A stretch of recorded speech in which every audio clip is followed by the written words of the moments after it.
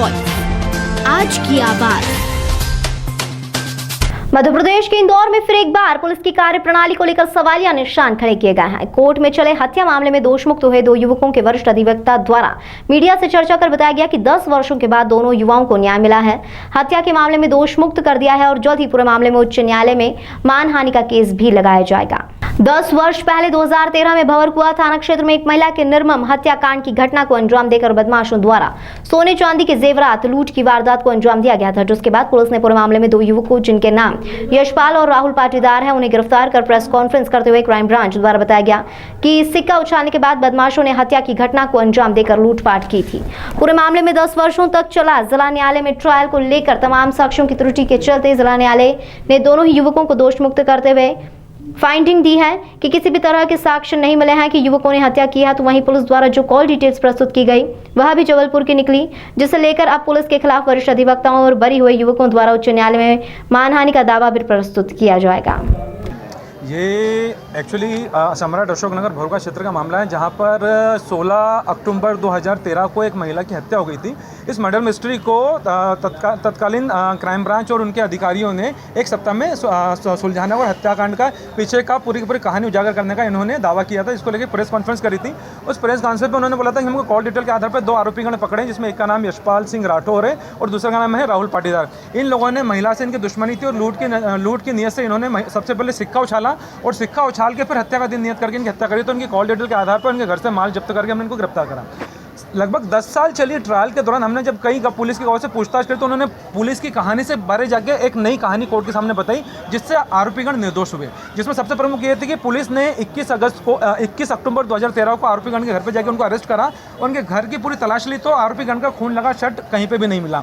वो पुलिस आरोपीगण को वापस अपने साथ थाने लगे और अगले दिन फिर वापस जब खुले घर के अंदर वापस तलाशी लेना आई तो अचानक वहाँ पर वो शर्ट प्रकट हो गया, खून लगा हुआ, तो पुलिस ने उसको जब्त करा। तो कोर्ट ने इस चीज़ को माना कि जब पुलिस कस्टडी में आरोपीगण थे तो खून लगा शर्ट कौन ले गया, इस बारे पे पुलिस का अनुसंधान मोन रहा। साथ में ही पुलिस कस्टडी में आरोपीगण को रहने के दौरान थप्पड़ों से मारापीटी की जा रही थी, तो 3rd डिग्री लेकर को कन्फेशन लिया जाता है तो विधि में उसका कोई अस्तित्व नहीं होता, ऐसी कन्फेशन गैर कानूनी है।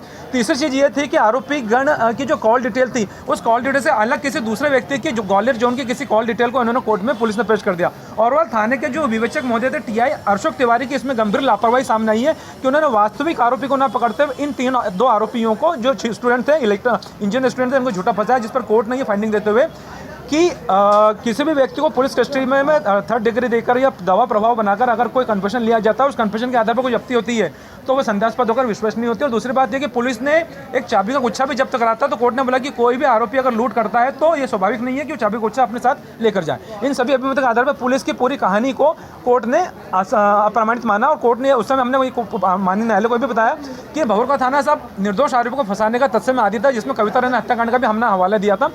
और साथ में हमने कोर्ट को भी बताया कि सब इस पूरे केस के अंदर से मीडिया माइलेज लेने के लिए, प्रमोशन पाने के लिए ये सब चीज़ें की गई है, क्योंकि उस समय SP हेडक्वार्टर श्रीमान महोदय ने जितने भी उसके अंदर क्राइम ब्रांच को अन्य अधिकारी थे उनको पुरस्कार देने की घोषणा भी करी थी। तो ओवरऑल एक सिर्फ माइलेज लेने के लिए इन 2 आरोपियों को झूठा फंसा, इनका करियर बर्बाद करा।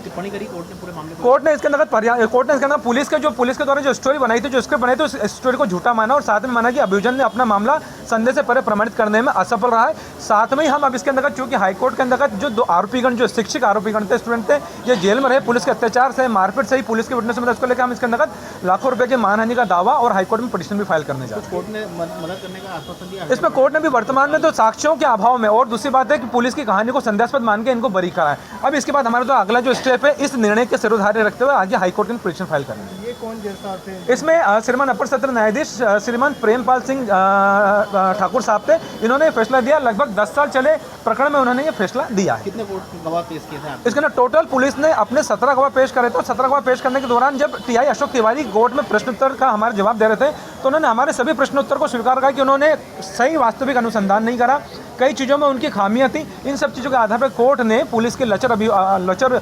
इन्वेस्टिगेशन को देखते हुए पुलिस के विटनेस ही कोर्ट में आगे कुछ अलग चीज़ बता के गए, सत्य बता गए, उस आधार पर आरोपीगण को बरी करा।